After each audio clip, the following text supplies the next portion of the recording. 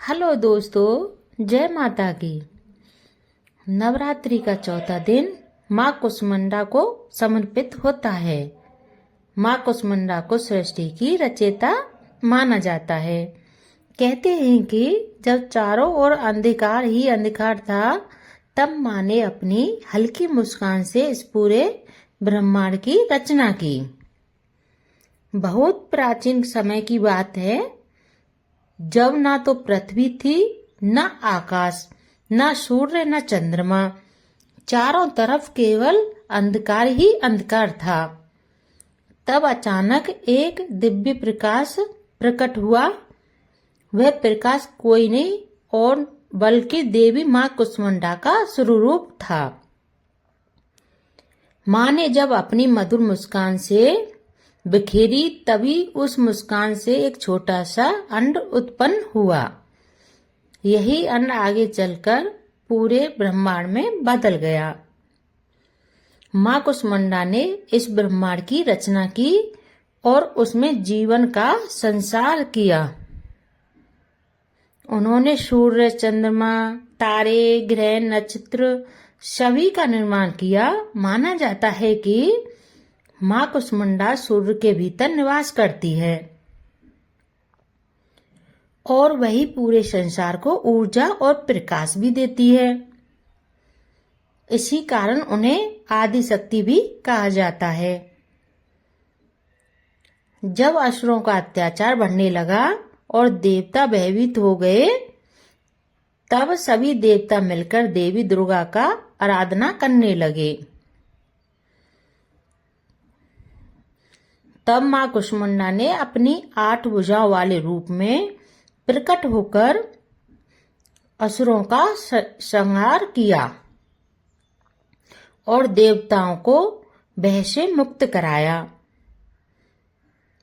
उनके हाथों में कमंडल, धनुष, बाण, कमल, चक्र, गदा और अमृत से भरा कलश होता है। माँ कुष्मांडा का स्वरूप अत्यंत तेजस्वी और दिव्य होता है।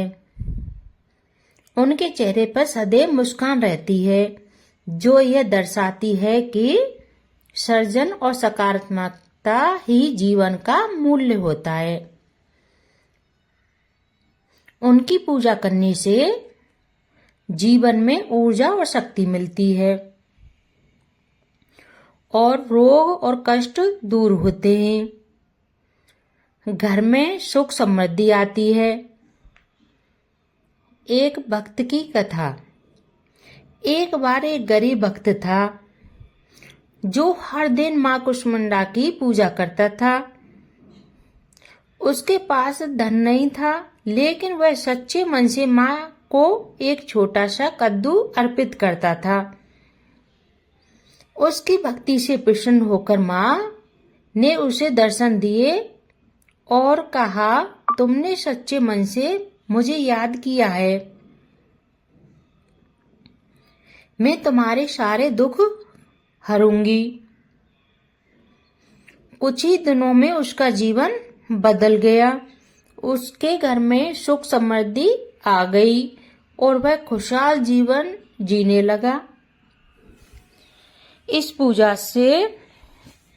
पूजा की विधि माँ को कद्दू का भोग लगाना शुभ माना जाता है।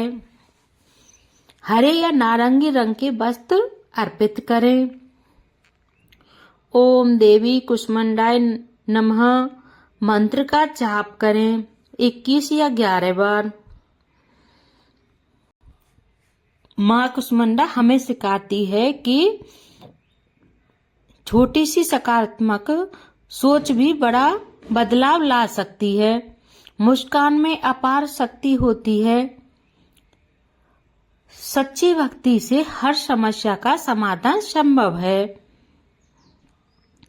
अगर आपको माँ कुष्मांडा की ये पावन कथा पसंद आई हो, तो वीडियो को लाइक करें, शेयर करें और चैनल को सब्सक्राइब नहीं किया हो तो जरूर सब्सक्राइब करें और कमेंट में लिखें जय माता दी।